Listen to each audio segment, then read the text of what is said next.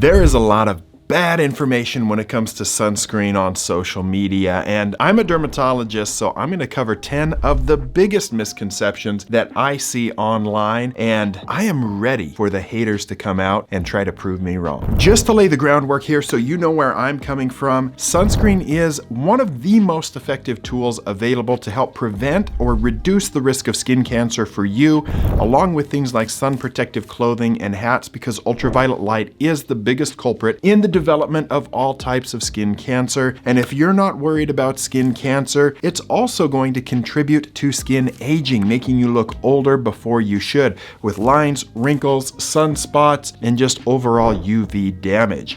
So sunscreen is critically important, and if more of my patients wore sunscreen, especially when they were younger, I'd be treating a lot less skin cancer in my clinic. Now that you know where I'm coming from and my stance on sunscreen, that nearly everybody should be using it, let's dive into some of these misconceptions that boil my blood when I see them on social media. The first myth that drives me wild are people who get on social media and say don't wear sunglasses because that teaches your body to get sunburn. It teaches your body not to produce melanin. The mechanism whereby your body produces melanin happens in the skin. It does not happen because of the receptors in your eyes. The truth is, ultraviolet light does damage your eyes and it does damage your skin. When ultraviolet light hits your eyes, it increases your risk for cataracts over the course of your life, and the full mechanism whereby your body produces melanin to generate a tan or to help protect you from UV damage all happens within the skin.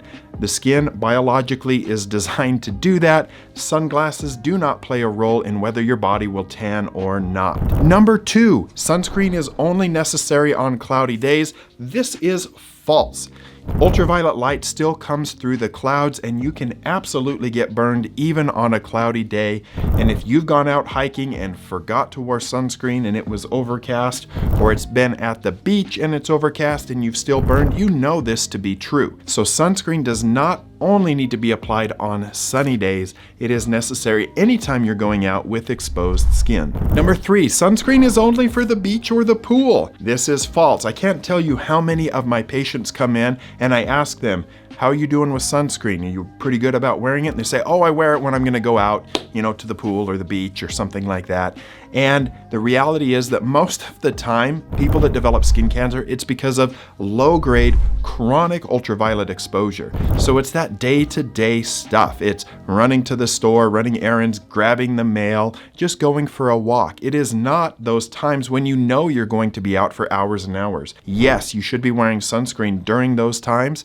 However, it's that low-grade chronic exposure that leads to skin cancer in so many people. So you do need to get in the habit of applying sunscreen every morning before you leave the house, regardless of how much time you plan to spend in the sun. Also, if you make it a habit, just think of how many times you've got burned unintentionally when you went out and you didn't plan to be out that long, but maybe you got talking to somebody or whatever reason, you just stayed out longer than planned. If you had been in the habit of putting on sunscreen first, you wouldn't have gotten burned. Sunscreen is for everyday use. Myth number 4, a high SPF means it's going to protect you from all sun damage. This is not true. When we look at the SPF rating on a bottle of sunscreen in the United States, this is only telling us how much of the UVB rays it blocks. This is why sunscreens now on the market must be broad spectrum. Broad spectrum means that it will also protect you against UVA rays. You can burn and get sun damage that leads to skin cancer from both UVB and UVA rays. And this is a major problem with the FDA in the United States, is that they have not approved new sunscreen filters that more effectively cover UVA in well over 20 years. We have much better chemical filters in Europe, and especially with Korean sunscreens when they use the PA+ rating system. So when you see a PA+ rating system from a Korean sunscreen, there'll be 1 to 4 plus signs. This tells us how much UVA protection you're getting out of that, and this is a system I'd love to see in the United States, but right now all we have are sunscreens that are broad spectrum, and that means it is going to protect you from most of the UV rays, but the filters are even better in Europe and in South Korea. Myth number 5, sunscreen isn't necessary if you're wearing makeup with SPF. This is definitely false. When you have a makeup that has a sunscreen in it, I would venture to guess that most of you are not wearing enough makeup to actually get an SPF 30 level protection out of that makeup.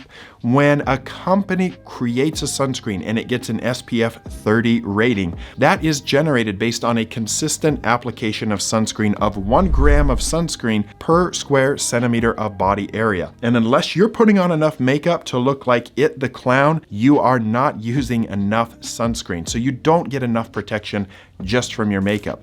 Plus, you need to reapply throughout the day, and unless you're putting on makeup every few hours, you're not going to get enough protection. So the best practice is to put on a layer of really cosmetically elegant sunscreen before you do your makeup. And when you do that, you're going to get the sunscreen providing you protection and the makeup providing you protection, and you're probably going to be adequately protected before you leave the house. Number 6, don't use sunscreen because it causes more skin issues than it fixes. This is definitely false. Now, when we look at the chemical filters for sunscreens, these are the ones that if you are super sensitive or you have an allergy, you're more likely to be sensitive to. However, there are so many different formulations available that you can definitely find a sunscreen that works for you. There's many that are just titanium and zinc, which are going to be a lot less risk of reacting to. So you're going to have less risk of contact dermatitis. Or you can get into the Korean or Japanese sunscreen market or the European sunscreen market. There's many sites online that will sell those. You do have to be a little bit cautious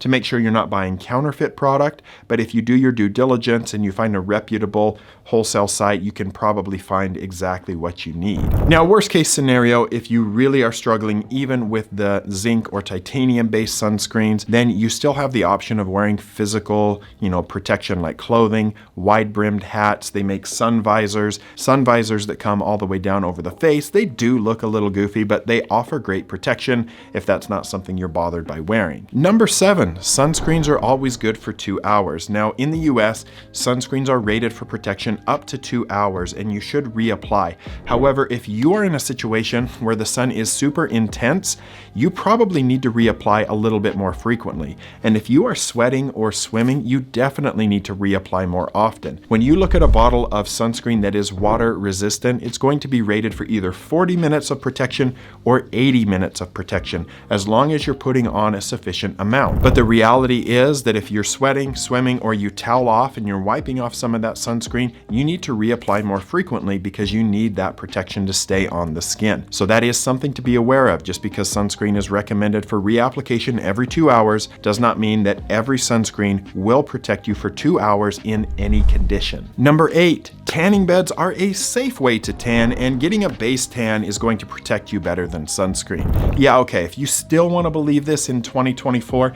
I don't know if I can help you.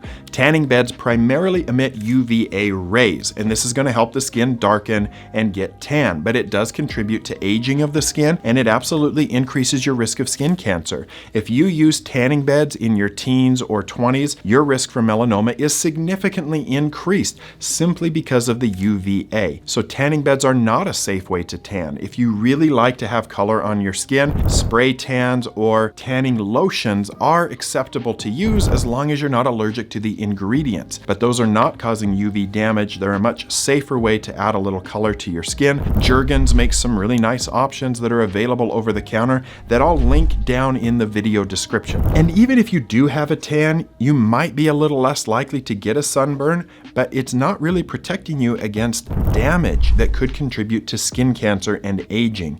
So a burn is not the only sign that you should be looking for to protect yourself from. You need sunscreen to protect the skin from the things that are going to lead to skin cancer in the future. Number 9, sunscreen blocks vitamin D production. False. The reality is that most people aren't using enough sunscreen to completely eliminate vitamin D production.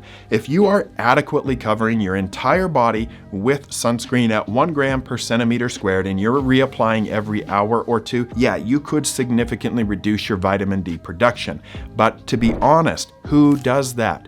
Most people are not applying enough sunscreen, they're not reapplying frequently enough, and they're not significantly inhibiting their vitamin D absorption. Also, we get a lot of vitamin D from our diet. If you have a healthy diet, you're going to be consuming vitamin D. So vitamin D is not only from the sun. So Don't worry about your vitamin D levels for using sunscreen. You're still going to be just fine. Sunscreen is not going to shut off your vitamin D. It's not going to block all your hormones. These are simply false and you shouldn't believe them. And number 10, chemical sunscreens are not safe. They are hormone disruptors, endocrine disruptors.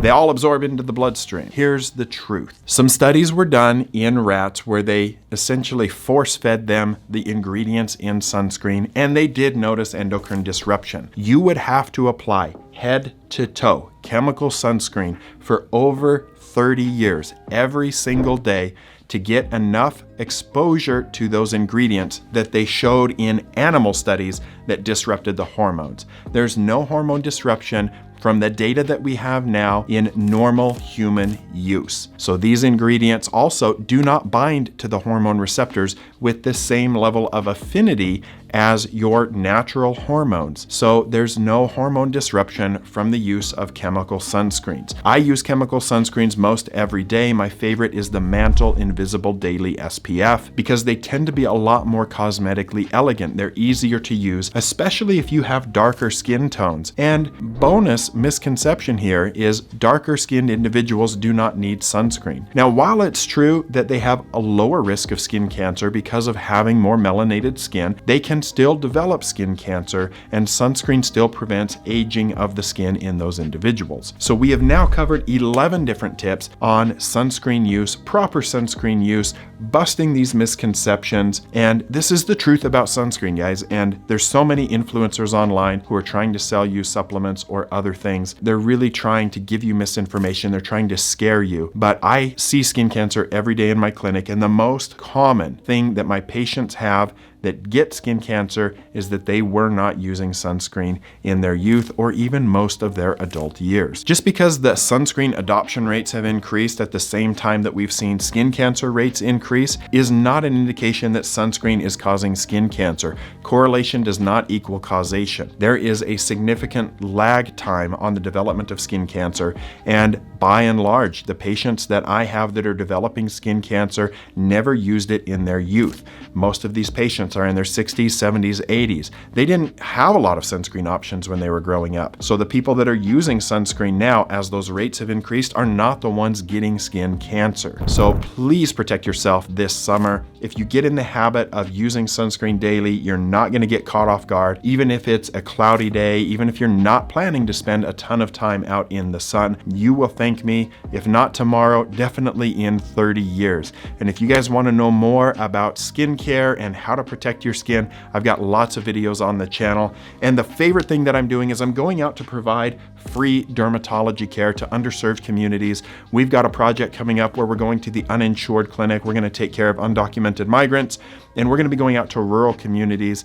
And this is an expensive project, and if you would be so kind as to purchase your skincare through links that I have below, it would mean the world to me. You're still going to get the great products that you need, oftentimes at a discount, and we do collect some revenue from those affiliate purchases to help us continue to provide free care to underserved communities and allow me to keep educating here online. Can't thank you enough for watching this week's video, and I'll see you guys next time.